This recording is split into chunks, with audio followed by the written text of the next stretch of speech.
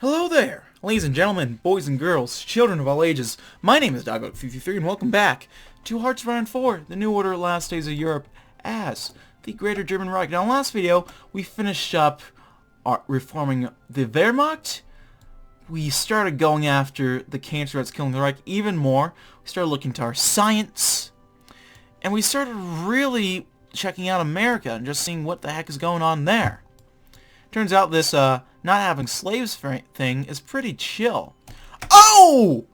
Thanks to our greater poverty relief efforts, as well as the expansion of our civilian economy, the poverty rate has decreased significantly enough to be notable internationally. Oh, look at that. As our government congratulates itself for its efforts, the first official state projections on the impact of this improved popular prosperity are filed, stating that the people are able to access superior goods.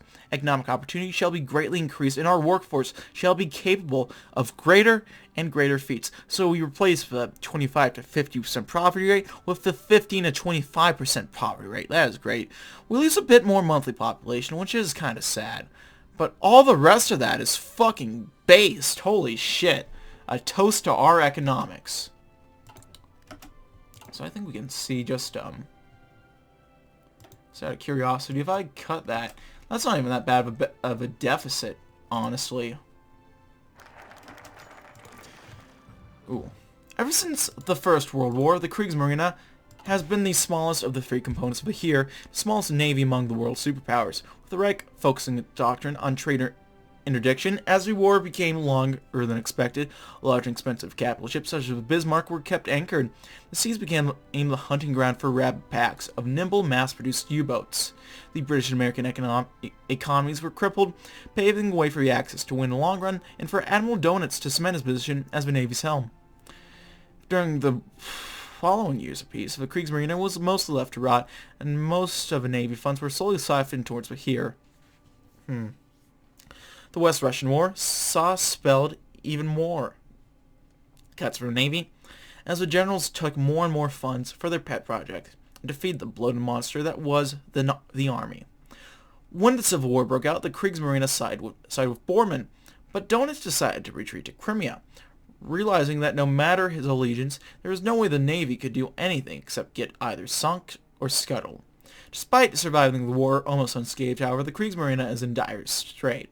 Years of neglect have left the Navy small and obsolete, with most ships dating back to the last war. As things are, a total overhaul is needed in both doctrine and equipment to bring back from the dead and turn it into a modern fleet. Despite the resistance of admirals formerly close to Donitz, von Tresckow knows a new and powerful Kriegsmarine is necessary if Germany is to return at the forefront of military innovation. Raise the flag, we sail towards the future. So we can choose between global responsibilities, which makes our reform outlooks more sweeping, or go back, which makes them look more indecisive. Now, I know what I want.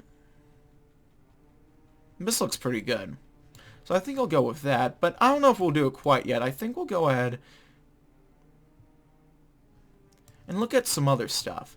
Let's look to the average German, for example. Much has been done to help the average German, but not much of it has been direct, so to speak. It has mostly come in the form of increased opportunities for jobs and education, though he might understand if you sit him down and explain all our reforms to him. We can't really do that with every unaligned individual in the Reich.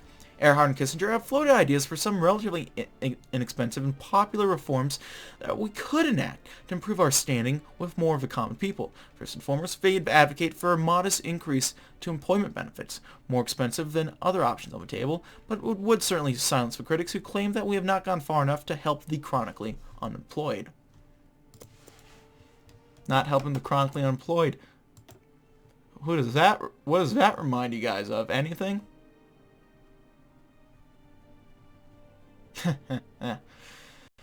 It's like, I'm noticing that, okay, the slave amounts are dropping. I think, at least. Oh, we just gotta keep digging at Poland, really.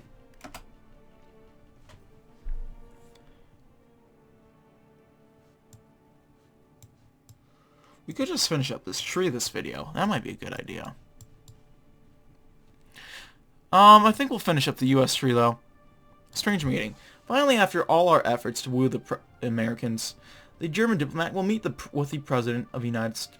I'll wait until the new President of the United States, actually. Well, after the election.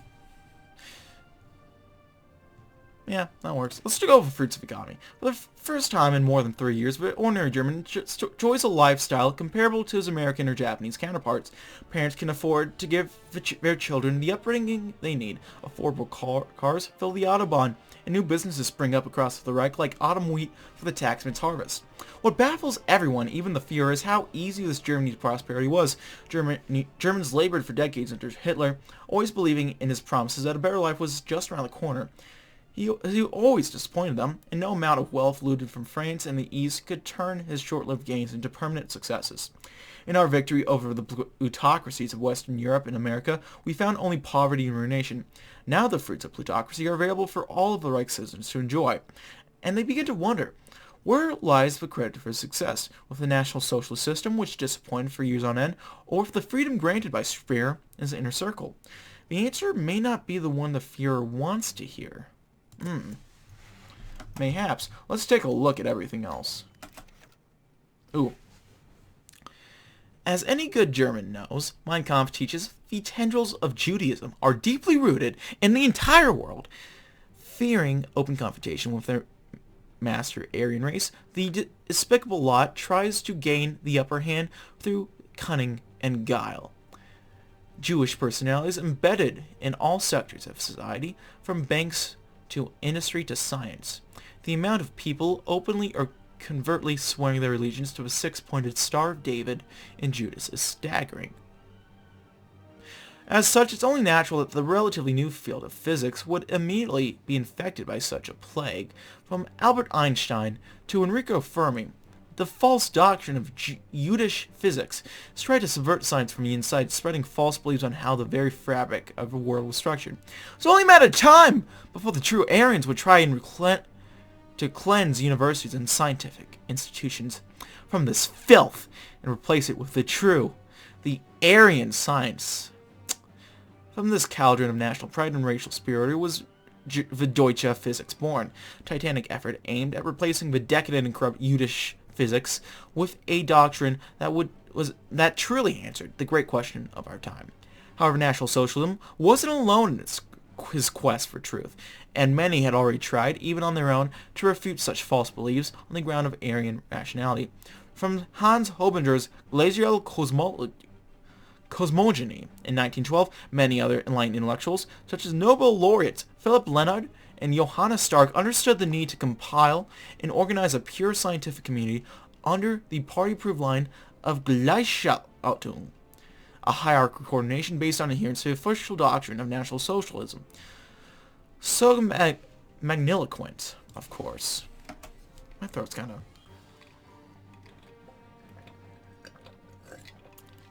That water helps a bit. Yeah. It's good.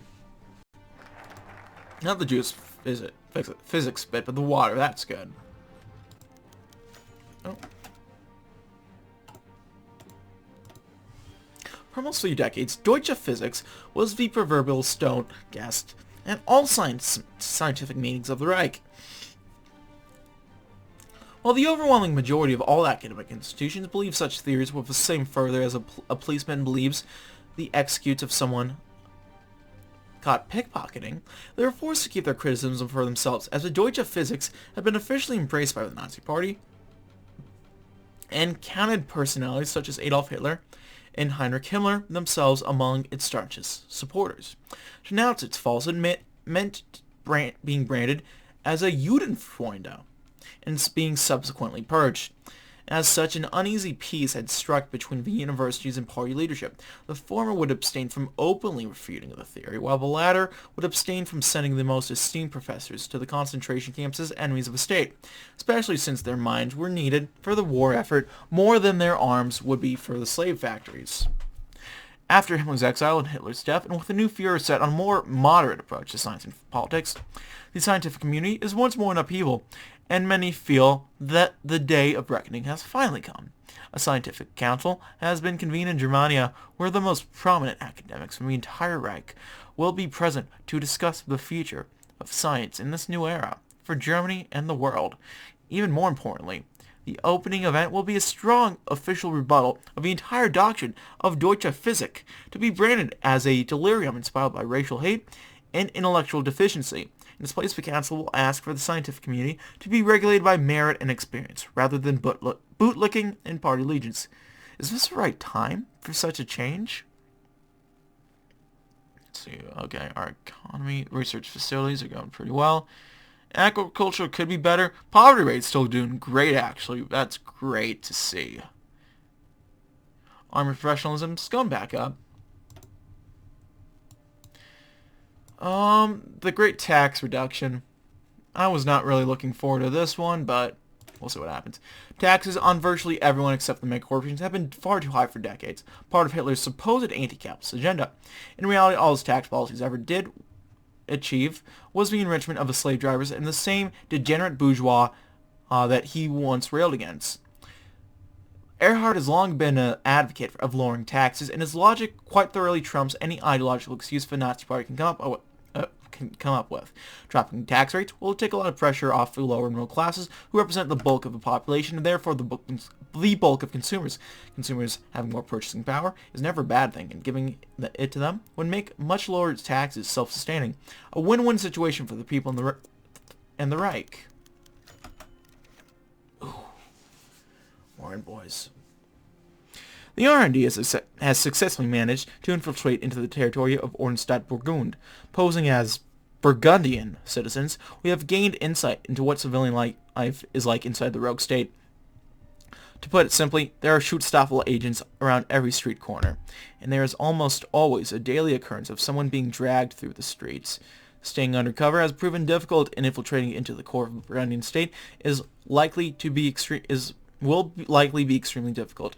Caution at all steps has been advised. There is currently no updated profile available on Heinrich Himmler, but information on him before the Civil War is available on pages 1 through 6. Assuming things go exceptionally well, however, we will be able to probe deeper into Burgundian intelligence. If we can find anything that the Black State, we shall. Even if it costs us our lives. All the men with me are ready to face this until the end. I merely hope the insanity of this regime not get to us first. May Germany be in safe hands. The intangible menace finally begins to open. Whew. Shit just got real.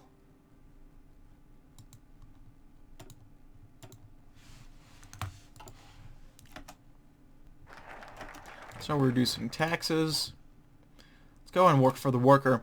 Long ago, the working class turned to radicalism to save themselves from their plight. In desperation and bitter rage against those better off than themselves, they were easily taken into the honeyed lines of Bolshevism and its leftist spawn. Hitler sought to remedy this with his grandiose notions of strength through joy and the subversion of a labor movement with the German Workers' Front. Neither worked, and the working class has simmered away into silent resentment for years, deprived of work by slavery and kept alive with only token welfare from the state. The solution to this long-standing issue was obvious. Give them what they damn well need. Workers want to work. They want to make an honest living and support themselves, the same as any businessman or career bureaucrat.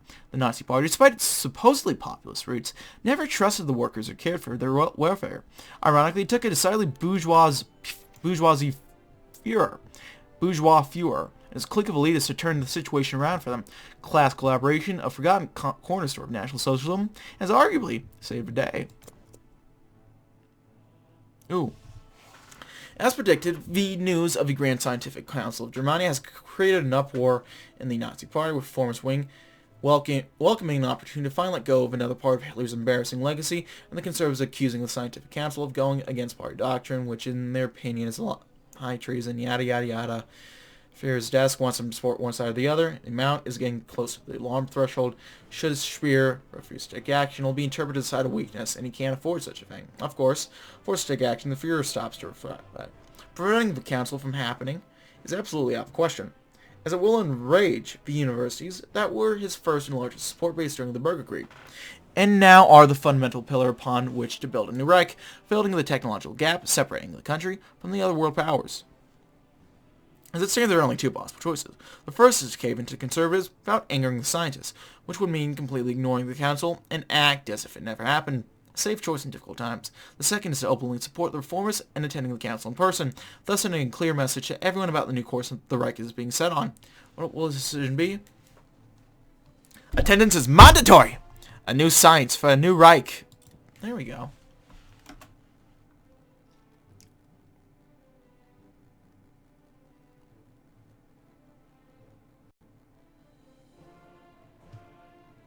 For the Waka.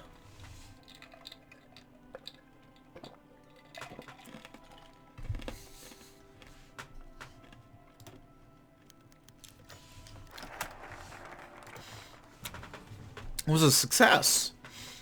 Oh. The guards let him into the chemical plant with no problem. And all that's left for Eric to do was inspect the equipment. Once he was alone, he planned the bomb and set the time. Something he knew was time running out. Any minute now, the charges Eric had placed within the arms cache would explode, and that would be an awkward position. He walked out with alacrity and panic bounding within his gullet. Any minute now. Any minute now. He said farewell to the guards that kept watch over the place, saying that the equipment was kept to satisfactory standards. One of them chuckled and said that he would beat the slaves senseless if they hadn't.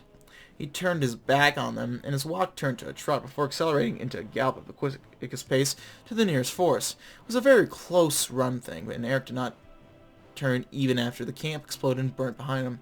Reaching the edge of woods, Eric looked back and saw the fires raising high to the sky, almost like a second stun. He withdrew a cigarette from his coat pocket and smoked it. A job well done. Heil! I don't know if that was a good thing or a bad thing, what just happened.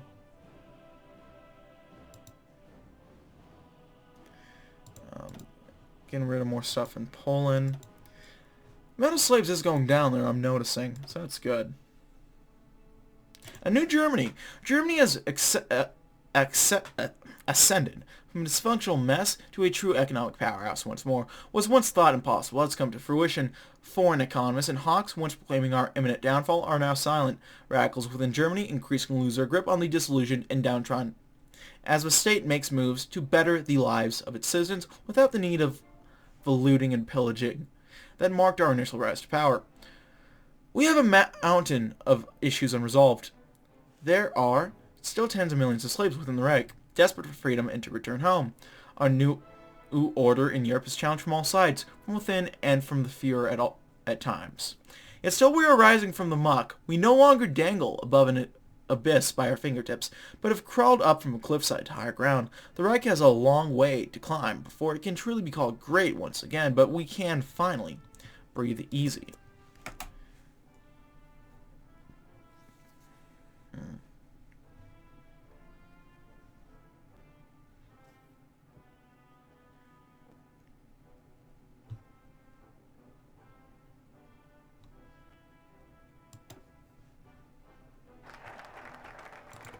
A new Germany? Wonderful. Wunderbar. Let's talk about a strange meeting. Finally, after all our efforts to woo the Americans, a German diplomat will meet with the President of the United States. It's been a long road to this point, full of trials and torment, but we are here, and that's what matters now. The diplomat in charge of this historic meeting is Helmut Schmidt, the Reich's best man for the job. If the meeting goes as planned, the President and Schmidt will sign a treaty that will bring about a new age upon the world, one of peace and economic stability. Wonderful. The Two Ocean Charter.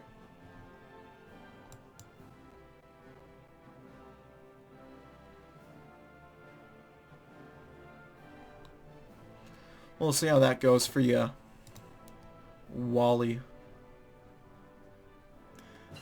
They have a ray of hope.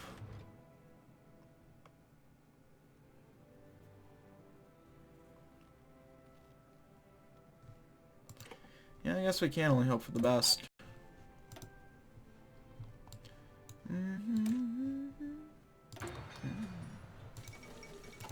Alright, so it's still Wallace, okay.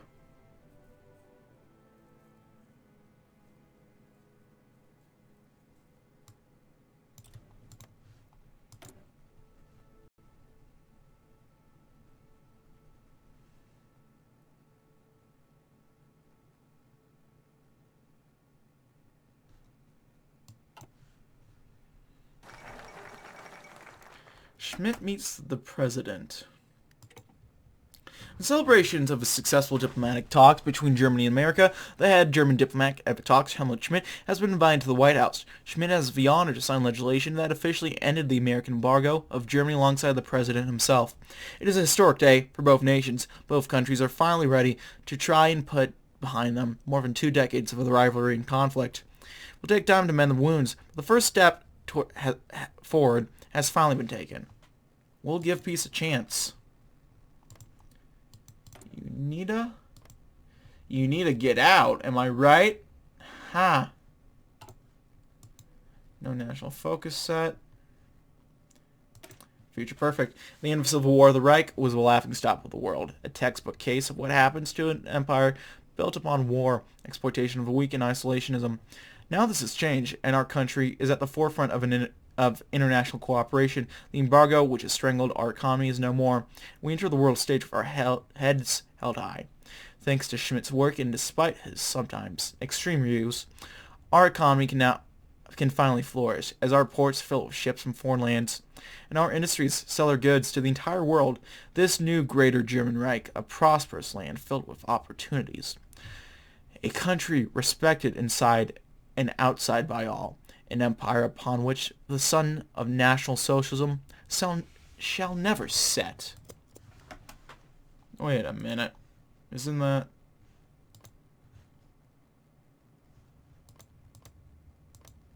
never mind.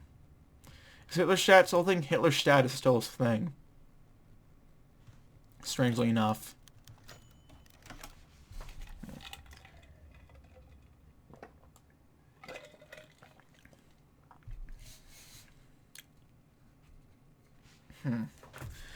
For security reasons, the press had not been allowed in. In fact, the room was dauntingly empty, with just some security personnel, a few diplomats from both parties, and Schmidt and the American president sitting together at the table. While all of the details of the treaty that would be signed had already been sorted out, Schmidt was understandably still stressed about this evening. This moment was not to be taken lightly. Small talk was made until the food arrived. The main entree was a succulent, mouth-watering roasted goose, and Schmidt simply couldn't help himself. I suppose you could say this goose is cooked? Schmidt's English was very good, but he hadn't yet gotten a full grasp of this particular idiom. Surprisingly, he got a genuine chuckle from the president, perhaps because he simply appreciated Schmidt's attempt. But from then on, it was as if the air had cleared, and friendly, amicable conversation proceeded, as if the two had known each other forever. Later on a very full stomach, Schmidt and the president went out before the sea of reporters and staffers to sign the document, officially ending the embargo between the U.S. and Germany. If we can't kill each other, we might as well trade, no? Cracked Schmidt, getting plenty of laughs despite the unfortunate degree of truth buried in the joke. To lasting cooperation between our nations. I don't know. I haven't thought of what my Wallace impression would be like, mainly because I'm not going to play as Wallace when I play as the U.S. I have respect for the man, but there's, quite frankly, he is a wall in front of that will stop the best president the U.S. can ever have from being elected, so I can't go with Wallace, unfortunately. But there is someone I could go for. But that's... we'll worry about that another time. We'll get to that when the U.S. when I get to my U.S. campaign.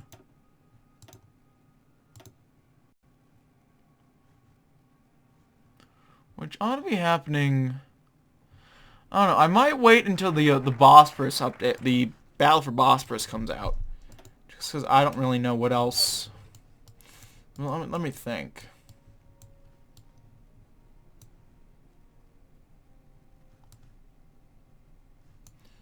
What else do I really do? We can't do shit here, really. Why wait till Farben's vulnerable? We could maybe get working on the diplomatic stuff here, but... I think now... that voice crack, jeez. I think now... best choice is just go Navy. Navy. The Führer's idea of the Kriegsmarine acting in a purely defensive role has some merit, but is mistaken. Events of the past 2 decades have shown that the Reich cannot remain both isolated from the world and a superpower. We have a technology to surpass the megalomania of Hitler and the conservatism of the party. Aircraft carriers, destroyers, missile cruisers, these are the things we need, not aging battleships and obsolete U-boats. To be a global power, we must accept the responsibility that comes with that status. Ironically, our ability to project power around the globe may help us to save face in the eyes of our old enemies. Quotation marks, jur underscore knights underscore of underscore phi :0, the Knights of the Sky. I don't think that was supposed to be there, but it is. So, yeah, we'll just have to deal with that.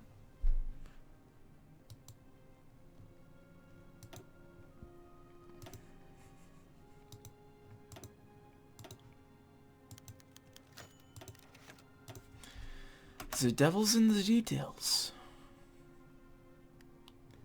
Gerhard Wessel spent his waking hours and nights of supposed sleep investigating Wedekinds and Kessler's findings. What should have been time to see friends, loved ones, or co-workers instead was spent looking at photos of a dead gunman and a counterfeit autopsy supposedly performed by a man hundreds of miles away, and yet the documents kept showing more and more proof for Wessel.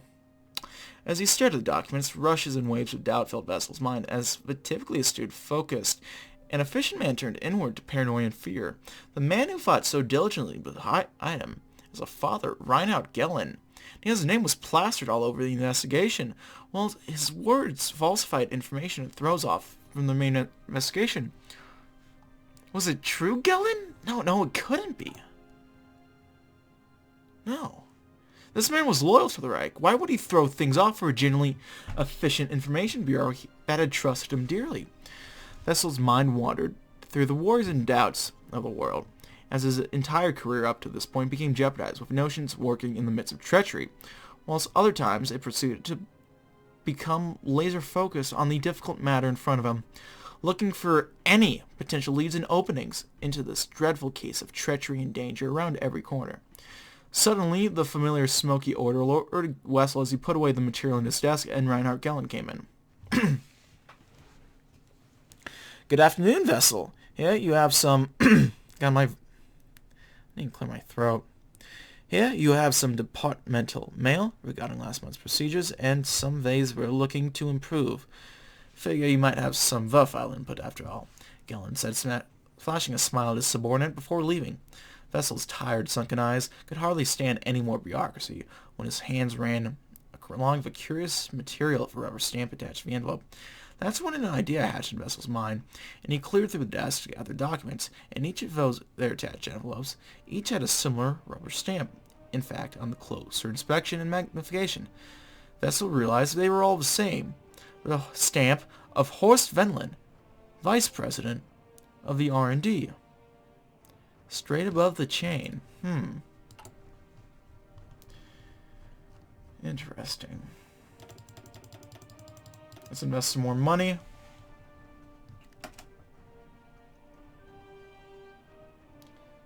We'll see just what the hell.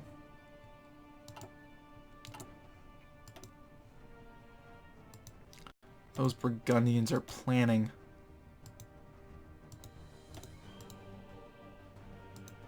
Yeah, the Talon is almost clear. White Ruthenia is almost gone. Like, the slaves are almost out of there. Middle Germany, that's still an ongoing thing, but we'll wait on that. Global responsibilities. Sea snakes. Admiral Karl Donitz, a liar, a traitor, and a cad. The Reichsmarine's arch-conservative. Donitz is a Bormann loyalist to the core. He claims loyalty to the Reich above all, but how can we possibly believe that? He acted without authorization in his seizure of the Crimea and refused to support our legitimate government during the Bürgerkrieg. This old toady of Hitler's has escaped his reckoning for too long. His political opposition to our regime is intolerable, given his position as Grand Admiral. Donitz is heavily entrenched in conservative camp, so persecuting him will not pass without consequence. The question is, should we simply try to have him dishonorably discharged, or try to enact a more severe punishment befitting his treason? And we'll figure that out, won't we?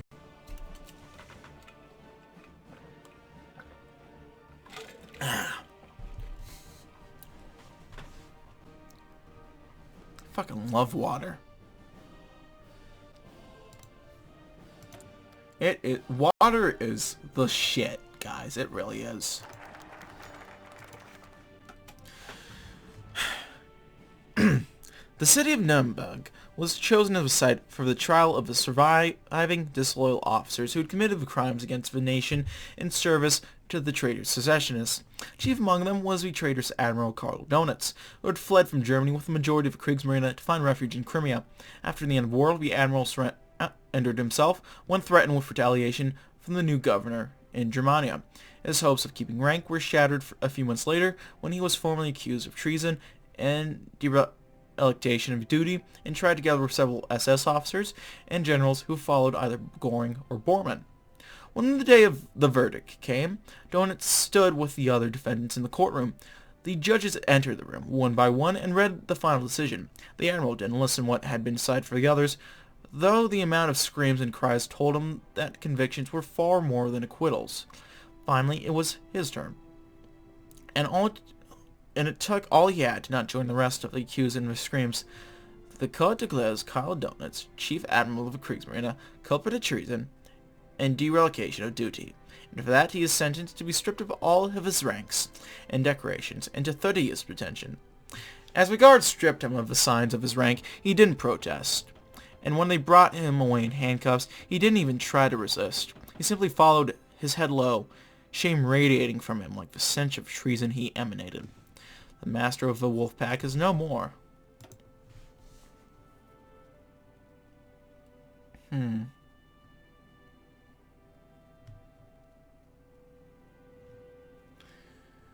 Let's do... Our seas are safe. The Reich can't be everywhere at once. The Kriegsmarine is out on the seas. That means the European coasts of the Reich and the Einheitspack are lightly defended.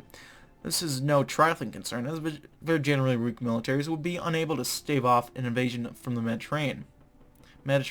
I've been watching too much Crowd. I'm thinking Mediterranean. Enemy submarines, too, could raid the pack's shipping lanes with impunity.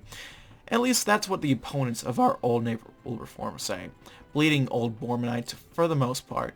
They insist that every kilometer of coastline without half a damned battle fleet assigned to it is target for the OFN. That extending our reach into the oceans will leave us vulnerable. This is true only if they view the world through a hostile lens. Yes, non-pact fleets in Europe might be concerning, but Italy and Iberia desire war with us no more than we do with them. And Burgundy's fleet is too small to be a threat. The entirety of the Einheitspact must be actively assured that they are safe under our banner, and the Foreign Office will work with the Kriegsmarine to spread this message. Because our seas are safe. Don't get it twisted, folks. Let's get more guns going, I guess. I don't know.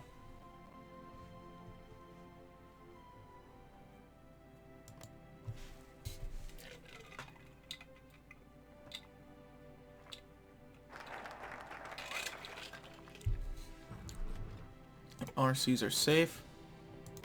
What are the Arabs up to? They still have a flag. I see. The Gulf Arabs, I should clarify. There are a few positive memories of Kaiser Wilhelm II, our nation today, but he had his virtues. Among those was his dedication to giving the Reich of his day a navy worthy of its status.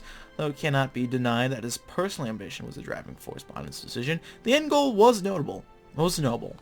Germany needed a fleet to defend herself against the overbearing British, French, and Russians. It was only fair that we be able to defend ourselves from a seaborne threat. Von Tresckow has convinced the Fuhrer that a return to the Kaiser's ideas is not in fact a Prussian ploy, but a strategically sound decision. Building ships that can effectively operate half a world away will not be easy, but it is necessary. Carriers and missile cruisers will be the core of the new Hochseeflotte, with a strong cadre of technologically sophisticated destroyers to protect them from submerged and airborne threats. Wunderbar.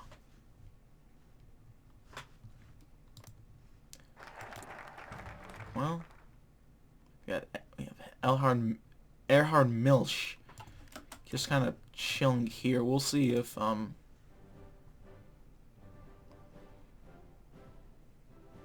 see what happens there. Atlantic naval exercises. Instead of sticking to our own waters, our Navy must grow accustomed to the hot living, working, and, if necessary, fighting on the open seas. Conditions in European waters are much calmer and generally easier to operate in. It's likely that the Kriegsmarine is seriously out of practice when it comes to oceanic operations. To remedy this, the Kriegsmarine will be ordered to start holding training exercises in greater varieties of locations. They have focused too heavily on European operations in recent decades, grown complacent and conservative. A modern Navy must be ready to fight in any theater of war, be it the calm, deep azure of the Baltic or the roaring maelstrom of the Atlantic in winter. The Americans and Japanese can do it, so can we. Some more Army professionalism, that's always good. Can't think of a situation where it wouldn't be good, honestly. Look at the effects from austerity.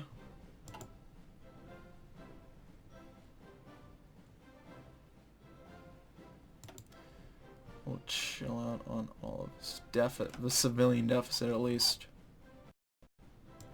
Actually, yeah, that's not even doing shit. Yeah, I might as well just stop trying to cut it. Let's get the new tanks going, the advanced main battle tanks. The ocean beckons. The Kriegsmarine has not been advertised correctly for some time now, as if it was ever advertised to the populace at all. At some point, it was apparently decided that a life on the sea wasn't glorious enough for true Germans. Virtually all recruitment efforts became geared toward the here. Apart from being a reckless abandonment of our naval duties, that decision was supremely foolish. Who doesn't love the ocean? The gentle crestling of the waves, the cool embrace of salt and spray, the excitement of operating one of the most technologically advanced warships in the world. Such glories! That's what a veteran sailor says, at least. Montresco, and lubber at heart, is content to agree with the sentiment and endorse a thorough recruitment drive focusing on adventure and opportunity. Okay, yeah. I'm down.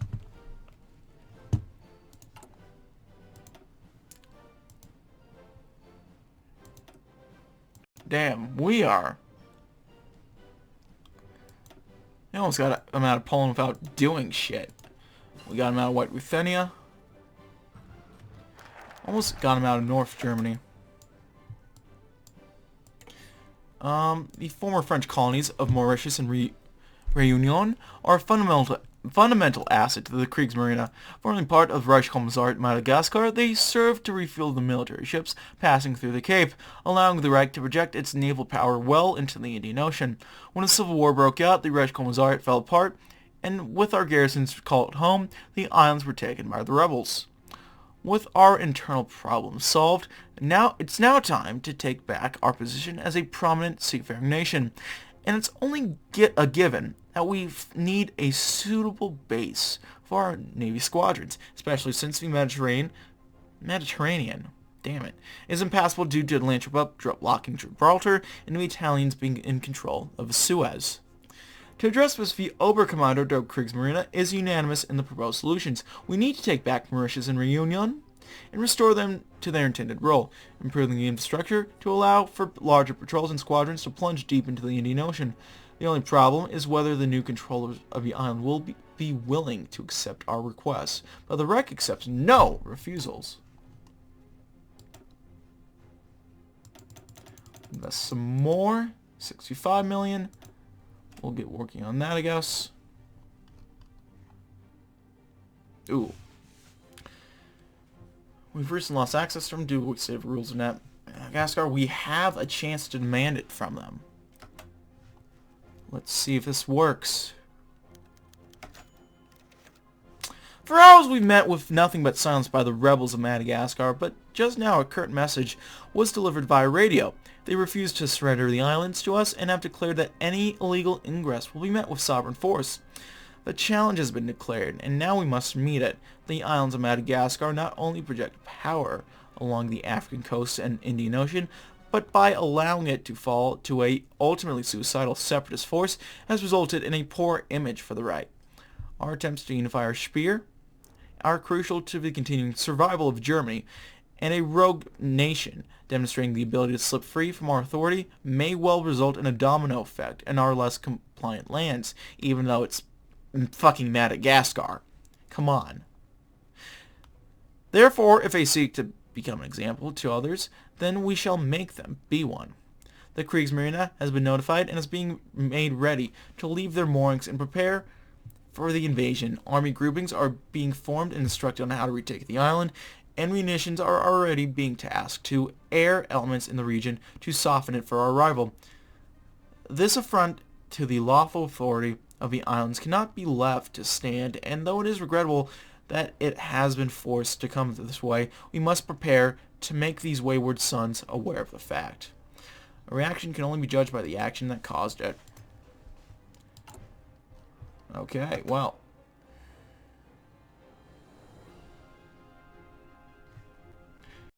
How the fuck are we gonna do this? That's my question.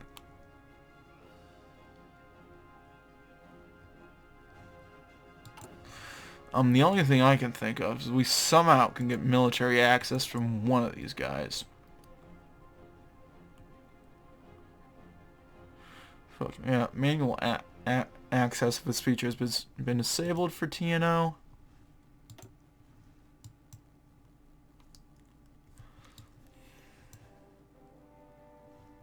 Yeah, I don't know.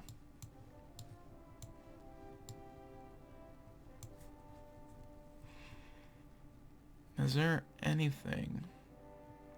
Non-aggression packs. Yeah, I don't know. I don't think so.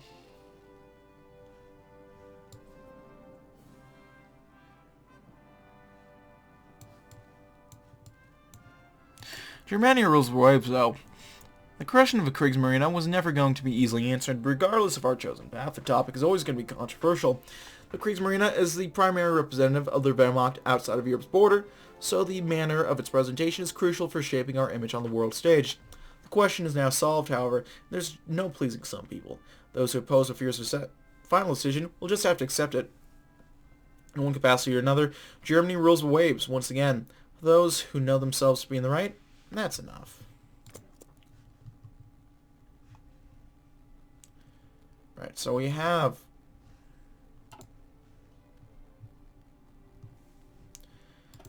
a little port in Algiers.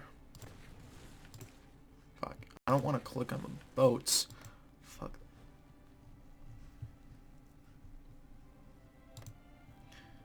Right, oh.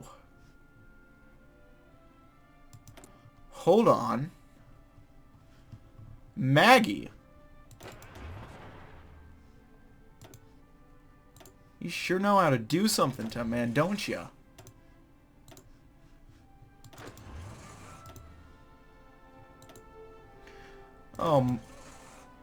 I never thought I'd be so grateful for Margaret Thatcher. But I have to say it. Thank you, Margaret Thatcher. Commando, skirmisher. What do we want? Any naval stuff would be great. Speidel. Throw a planner.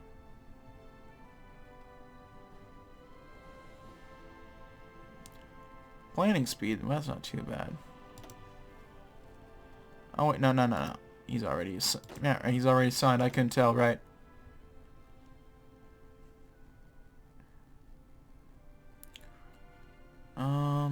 Connected. We'll go Alexis von Rona.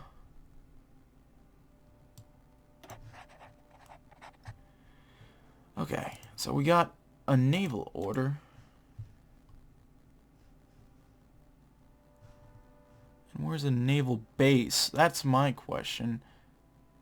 Not really many about. We have one here in Tomasina? I don't know.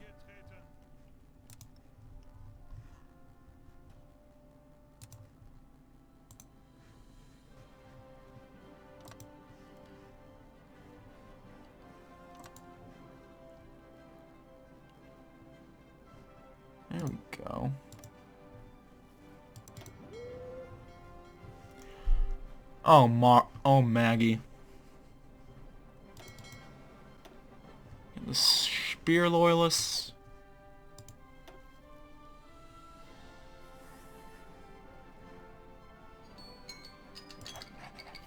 What time is it?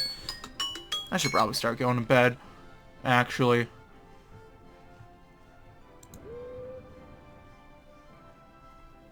Hold on, where are the buttons again? There we are. Right, I forgot they moved them down here. Naval invasion support, there, and there.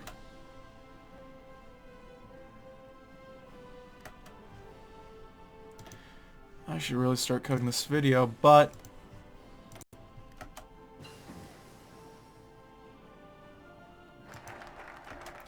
Germania now rules the waves. And with that, I think that's actually a good place to cut it here.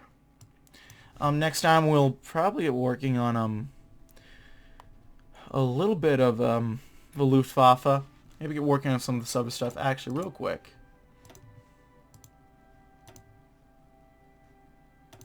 Can't quite finish up Poland.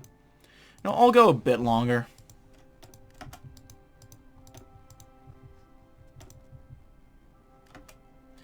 Wait, we probably have like. Can we go after this yet? Not yet. They're not quite yet vulnerable. We might as well get working on some more science stuff then. With our research aiming to cover all fields of human knowledge, both military and civilian in nature, it's evident that we need to establish a strong and efficient military research development department. The Reichsamt für Militärforschung, or Reich's Military Research Bureau, will be a centralized office tasked with coordinating and subsidizing all kinds of military innovations, from common guns to the last frontier computers and electronic espionage. To this end, the RFM shall keep contacts with the major military organizations of the Reich, from the Ministry for Defense to the extra services, that it may cater to the exact needs of our armed forces and our subtler matters, or our subtler means to protect the fatherland.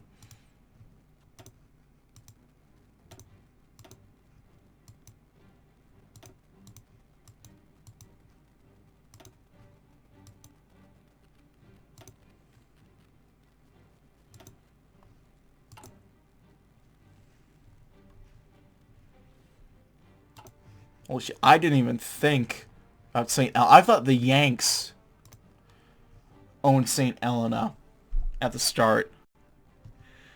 Apparently I was wrong. Oh! Okay, Siberia. Well, I mean, yeah, they're gonna have a pretty easy greater regional unification.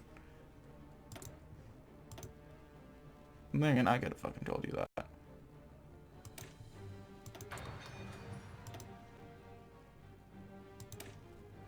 Get some more advanced cruisers.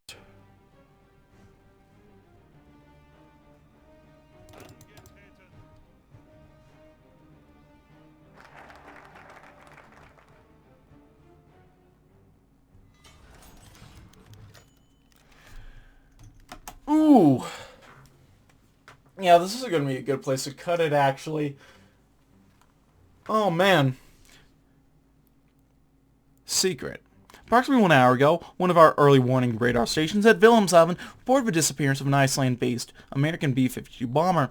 The bomber was being tracked as it was on a standard patrol over neutral waters in the Norwegian Sea. It was believed that the aircraft has most likely crashed into the ocean.